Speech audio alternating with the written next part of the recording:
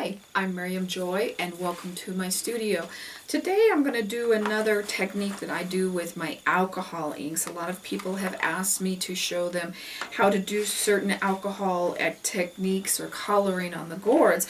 So today we're going to be using the Adirondack alcohol inks by Ranger, and these usually come in a 3-pack. You also can buy them individually as well. And one of my favorite ones is red pepper, and we're only going to be using red pepper today. A lot of people can't believe that it's just one color, but it is. When I'm putting on my color, I like to use cotton rounds. I don't like the bigger quilted ones because they absorb too much, and you don't want them to absorb that much. You want to be able to get the color out. So the first thing we're going to do is we're going to kind of coat all of our gourd with the red first. Another thing that you'll notice is I am working on a tray. When I am working with color, I want to make sure that I'm always working on a tray.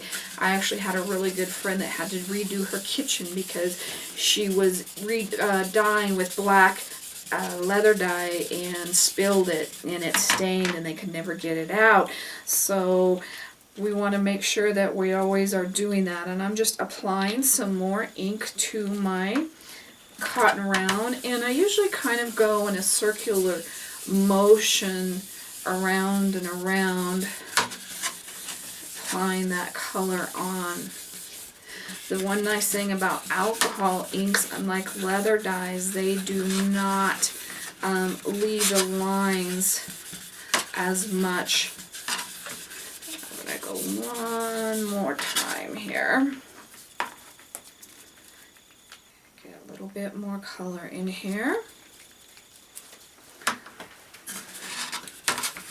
Another thing I will do is I will use a combination of the two. If I want a gourd to be really, really red, a lot of times instead of doing several layers of the color, I will start with a leather dye base and put my alcohol inks over the top of it.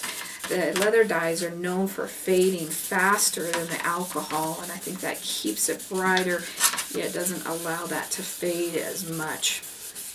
So there is our basic gourd, and I'm not going to worry about getting it perfect today because we're just kind of showing everybody this little technique.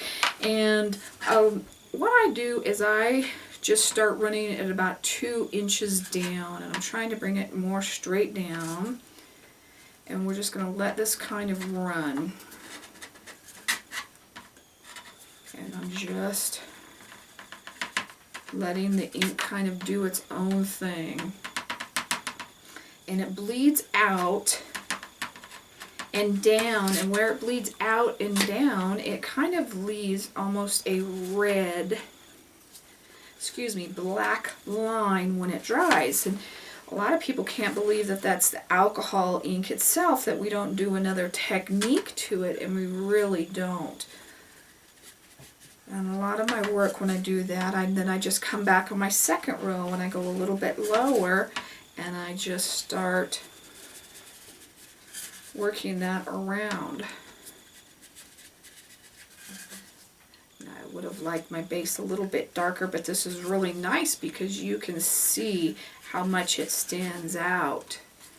And this is a really good base to be doing my wax design technique on. I like the bright and colorful ones. That just really makes the wax stand out even that much more. So okay, we've got two rounds already, so we're going to come in with one under that first one now.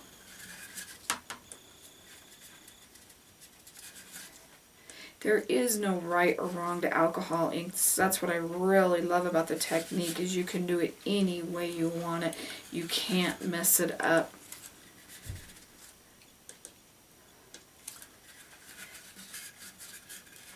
And if you wanted to put more in there, you could. If you want it not quite as stripy, come in and do something different. I'm going to come up and I'm just going to run just little ones all around the top now. And we're just going to let those bleed out and down.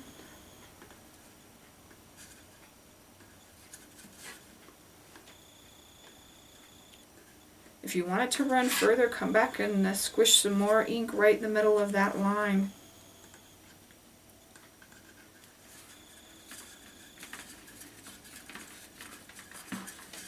Now this one's just a little bit more spotty than I want it to be, so I'm going to just add some more ink into these first ones and get them to pick up or go down further, I guess, is what we're going to do. I don't want them quite as, I want them just a little bit more blended together. We could even come in here and do some kind of like that if you wanted to as well. And we're only using one color. Isn't it amazing that we're getting all of these effects with only one color? Now, like I said, there is no right or wrong on this. We're just using the one color. I'm going to come in here and I'm going to do a third row here. And like I said, I've done a lot of gourds just by doing it straight down, but I just didn't like how striped it looked today. So we're just going to do a little bit more to it.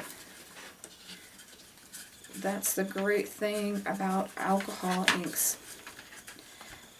And if you didn't like that, you could keep adding on over that. If you wanted to put some different colors in there, put some different colors in there. That is one thing that's just so awesome. You can just keep going back and adding more colors and more layers and however you want to make that look. So just have fun with it. You really can't mess alcohol inks up. We do have alcohol inks on our website if we happen to be out of stock. Blue Whale is a great source. They also sell a lot of the colors individually, and Sherry and Bob Briscoe carry a lot of these as well, and so they make those easier for people to pick up.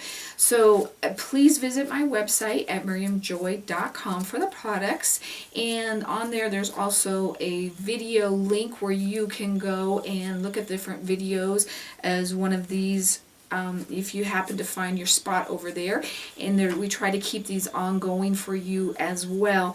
Also, there is a Facebook page, and I try to post a new project up there every day that I happen to be working on.